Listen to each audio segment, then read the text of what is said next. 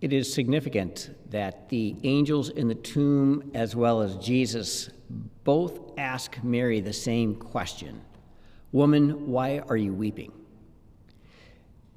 We might misinterpret this as some sort of a rebuke, but that comes from our human conditioning.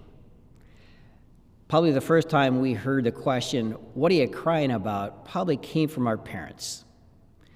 Even before we can remember that question of our parents, they wanted to know why we were crying, because as babies, we're crying to articulate something, probably unconsciously. We don't know what is bothering us. They don't know what's bothering us. They're frustrated. They want to fix the problem, but don't know how.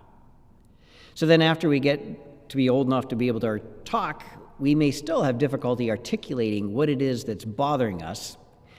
Our crying continues to annoy them, so they might be getting to the point where, cool it, knock it off, stop your crying.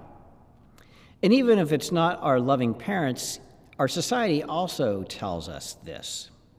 Society tells us that we're crybabies, we're emotionally invested in something that isn't important, isn't significant. If we really grow up, we'll get over that. Suck it up, buttercup. Life is unfair, you can't change it, move on. Getting emotionally involved in something doesn't really matter. So unfortunately, we have this issue with our emotions. And so we end up burying those emotions because the society tells us that we need to grow up, to be independent, to be strong, not weak, not a crybaby. Jesus is not asking the question of Mary to point out that she is weak or inferior or somehow problematic, but rather I believe that he's asking the question in a rhetorical sense to help her explore her emotions. What are you crying? Why are you weeping? And her answer probably isn't really her answer. Yes, she's probably distraught that the body that they left in the tomb isn't there anymore.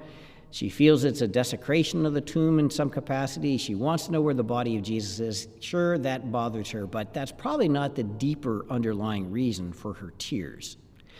No doubt that she's not over the grief of Jesus' death a few days before. So she doesn't even answer the question correctly. However, how often do we answer that question directly, even if we entertain the opportunity to reflect on our emotions? Do we ever dig deep enough, or are we always a little bit superficial? Jesus, I believe, asked this question of Mary because it's important to her as well as perhaps himself. It goes on to have Jesus say, "Stop holding on to me because I have not gone on to my Father yet." That's a bit of a mystery to what he's actually trying to get at, but if we look in our own human experience, we can see examples perhaps of this. If someone is on their deathbed and they're surrounded by their family, their closest loved ones, how that family responds probably changes that experience of dying quite a bit.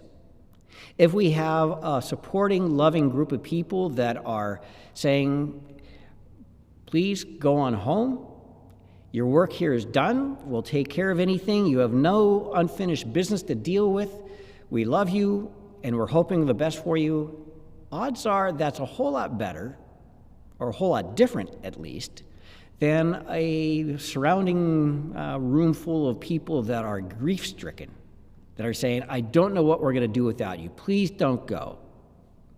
That's a drastically different experience. So I'd imagine to some degree, Jesus feels he has some relationship with Mary, and if she's grief-stricken, not sure what she's going to do with the absence of Jesus, he needs her to be okay, to make his transition easier as well. Is it going to stop him from going to heaven? I doubt it, but it would make it a whole lot easier if she's on board with the program. More importantly, I think that he's challenging Mary to explore her emotions. Whom are you looking for? Are you looking for this physical person of Jesus? Or are you looking for the second person of the Trinity that you sensed was in the person of Jesus? Are you looking for just simply the love of God, the presence of the Holy Spirit? Perhaps what you're looking for isn't actually gone. You just need new eyes to see it. And I think that challenges very true for us, because we're going to be going through lots of changes in the future. Changes as a society that is now living in a pandemic experience. And what does that mean to be a survivor or not a survivor? What does it mean for our social, cultural status, where we used to have certain ways of behavior that now may no longer be the case? Where it affects us as a culture, as a nation, as a church, as a partnership, as parishioners, as people of God. And there's probably many times where we're going to be weeping things that we feel that we've lost. And I would imagine Jesus would continue to ask the question and wish us to hear it in a rhetorical, reflective way. What are you weeping about?